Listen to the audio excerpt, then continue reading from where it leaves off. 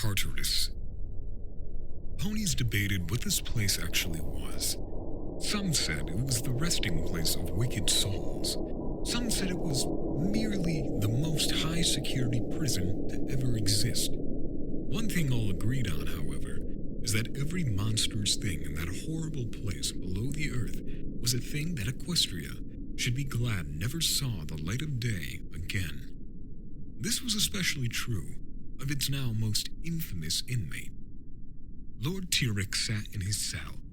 Not long ago, he had been the ruler of all creation, the lord of all things. The weather was his, the land was his, the sun was his, the moon was his, chaos was his, love was his, magic was his. Everything had been his, every last thing. And then, 6 little ponies had robbed him of all of it in a moment. Tyrek gave a roar of fury, slamming a fist into the ground, hardly caring about the ripples of pain the impact sent through his weakened frame. How? Where did that power come from? Why couldn't I beat 6 powerless, pathetic little ponies? Why? He bellowed in rage. His voice echoed through the taverns of Tartarus. The roar and bellows of his fellow inmates at the start were the only other noise in the desolate place. When they settled down, Tyrek was once again more in silence. Until another noise caught his attention. Why, that's a good question, old friend. Why was defeat how your reign did end? Tyrek turned, finding a familiar face inches from his bars. Discord?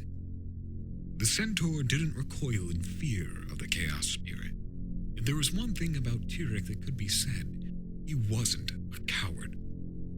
Discord chuckled. Howdy, Tyrek. Long time no see.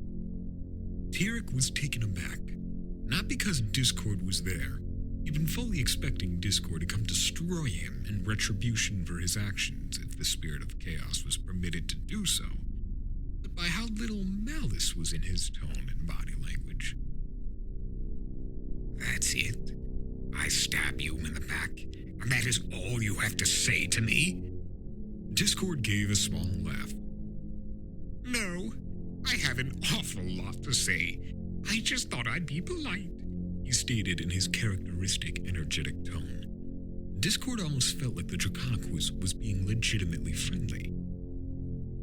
What I'm really here to say is to talk about the answer to that question you asked. Tyrek blinked, the ancient centaur taking a few weak steps towards the bars, but he didn't touch them. What question? The personification of chaos gave a sigh. He snapped his fingers, and a boombox suddenly manifested in front of Tyrek's face. How? Where did that power come from? Why couldn't I beat 6 powerless, pathetic little ponies? Why? Tyrek's own voice yelled back in his face, startling the frail centaur enough to send him staggering back. The centaur snarled in rage and tried to throttle Discord through the bars, but screamed in pain as his flesh touched the metal bars. He staggered back.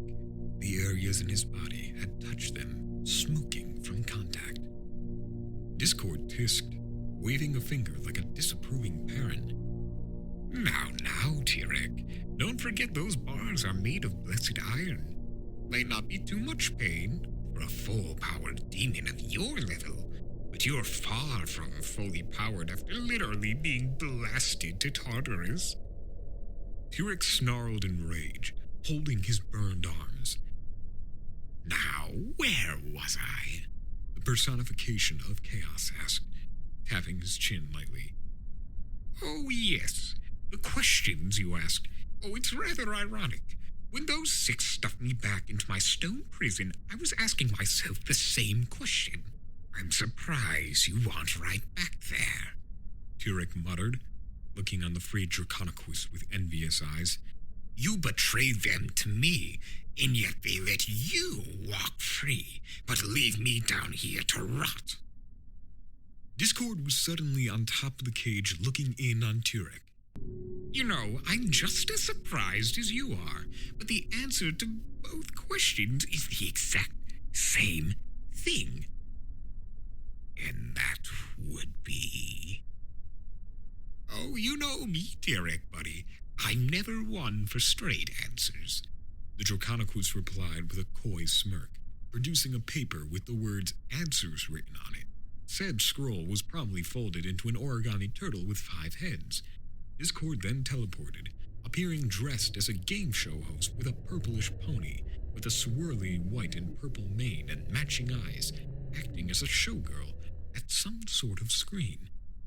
So let's play a little guessing game, shall we? Turek found the strength to roll his eyes in annoyance. What costs nothing, but is worth everything, weighs nothing, but can last a lifetime? Turek snarled. The answer is obvious. Power. It has no cost but ripping it from those who don't deserve it. It weighs nothing, but so long as you're strong, will last your entire life. Oh, we're sorry, that answer is incorrect, Discord replied. Would you like to guess again? The imprisoned centaur roared in fury, trying to form a beam between the nubs now where his great horns had once been, but only succeeding in giving himself a headache. Not now, Turek, don't go straining yourself, the embodiment of chaos replied, seeming concerned. Of course, since this was Discord, the legitimacy of that concern was debatable. Turek glared daggers at the chaos spirit. If you are here to end me, just get on with it. This time, Discord laughed and rolled on his back. What's so funny? Oh, the idea that I'm here to take you out. Even when I was an evil overlord, I had no interest in breaking my toys. And besides, taking an incredibly creative revenge on you would be predictable. And I'm anything but. I'm not here to do anything of the sort. If anything, I'm here to thank you. Turek's jaw dropped. The demonic centaur was at a loss for words for a few moments. Discord teleported a thank you fruit basket into the cage with the fallen centaur. Oh, don't get me wrong. I'm absolutely livid that you hurt my friends. And livid with myself for helping you. The words Turek had almost managed to get out vanished on his tongue. When he saw Discord actually showed legitimate remorse. But you managed to do something that no entity in the eons I've lived has ever done, the Draconicus said in a sincere tone. For 1,000 years after I took over, I manipulated ponies. I broke their hearts and left them little more than depressed wrecks of their former selves. I corrupted ponies into horrid strangers their friends would weep at the sight of. And you, Lord Turek, finally gave me a taste of my own medicine. I needed to get the real punchline. That my toys weren't toys. You know, before I thought nearly losing Fluttershy's friendship was that, but I needed an even bigger kick in the pants to get it through my thick skull. What my victims felt like, and it was your hooves that did the kicking. Because friendship made you weak, just like I said it did. I prefer to blame a misunderstanding of it myself, or the writing staff at Hasbro. Discord produced a big, hot, succulent piece of cooked steak. Naturally, not from any sapient cattle, obviously. It'd be morbid, on a plate and slid it to the centaur. It's not poisoned or anything. That'd be far too predictable. It's a token of my sincere thanks. I'd return the favor you did me, but it looks like Twiley and her friends already did that. Turek stared at the plate. A part of him wanted to throw it out of the cage, into the lava deep below out of spite. But good food was a luxury he knew he wouldn't see again for a long time while sealed away in the depths of the planet. What's the matter? Too greedy to let wrath have its way when you're given something you literally want on a platter? Turek finally gave a small smirk of pride. I'm more greedy than a dragon. That's the one thing I respect about those scaly mountains of flesh and bone. They get it. They don't hide their greed. They let it show open and loud, like you once did. In the end, only yourself matters. Compassion, friendship, love, things that bind the true us we all are. Discord gave a smirk that made Turek think of someone who just captured their opponent's king. Oh, really? Well, if you're as greedy as you say you are, why did you throw your brother away? Turek snarled in rage. He betrayed me. He stabbed me in the back. Don't you dare make me out as the one who wronged him. I did nothing to him. He did everything to me. Discord slithered around Turek's prison like a cobra. But if I recall, there's more to the story than that. Discord's voice seemed to come from everywhere at once. I can see the past, Turek. I saw what happened in that cave 1,000 years ago. Your brother didn't just stab you in the back out of nowhere. He didn't instantly turn you in to Selly and Luna. He bargained with you. He tried to reason with you. He tried every last thing he could convince you to stop before pressing the big red button. Turek snarled. You know nothing. He was throwing everything we worked for away. Oh, I know a lot more than you think. You know how I'm the spirit of chaos? That means in this soul of mine exist virtues that only recently I've come to discover have their positive and negative sides. Their virtues and their sins. One of those virtues is desire. You are greedy. I am desire. So I'd say I know a lot about those things.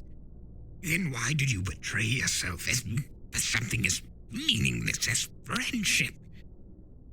Because friendship isn't meaningless, and neither is a brother.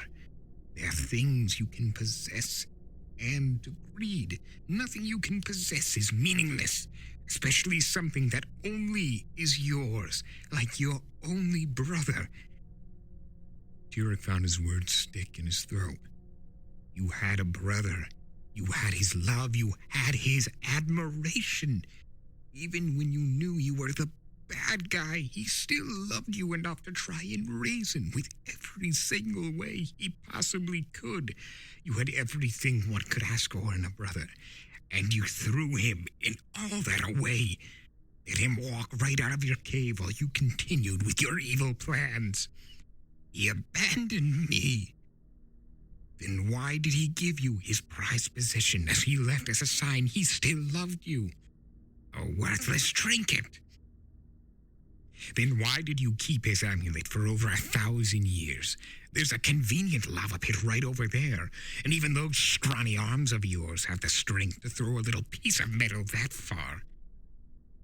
Turek's eyes widened for a moment, his memories of that amulet hanging around his neck until Discord withholding information made old wounds fresh. To his shock, part of him felt naked without it there. You can't just purge all the happy memories you had with Scorpan from your soul, Turek. They're a part of you. They always will be. And so will your love for him. After all, he meant nothing to you at all. Why did what he did hurt you, even to this very moment? When you care nothing for someone, their betrayal doesn't leave a wound. And from the looks of it, that wound left one nasty scar. And trust me, I've caused enough to recognize one where I see it. Discord's face was suddenly right in front of T-Rex. To the centaur's surprise, no swirling circles manifested. There was no brainwashing here. He never abandoned you. You abandoned him. Your real family. Your only family. The one blood relation you had.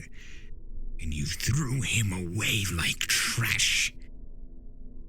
Discord gave a genuinely sympathetic look. You turned your back on something you wanted. You don't deserve to call yourself greedy. In a moment, Discord was back outside the cage, and T-Rex was left shaking, his head spinning, after Discord did what he did best. Discord sighed, looking down at a picture of Fluttershy now in his eagle claw. I suppose, in a way, we're both that kind of fool. But we can get both what we wanted back. Scorpion isn't dead, you know. Demon blood does wonders to slow down the aging process. The Draconicoid packed up his things, stuffing the game show stage into a duffel bag. The pony that he'd summoned to help him eagerly jumped in afterward. Visiting hours are over, T-Rex. I'll be back next week, same time. Unfortunately, I've got lots of reburning burned bridges to do. Discord trotted slowly down the staircase leading up to the centaur's prison. Discord. The spirit of chaos gave a smirk, looking back to the now conflicted centaur. Yes? What was the answer to my question? To your riddle? Oh, T-Rex, you should know by now. Discord gave a sincerely friendly smile. If the answers are just given, they can be ignored. If they're figured out, there's no way they can be. See you later.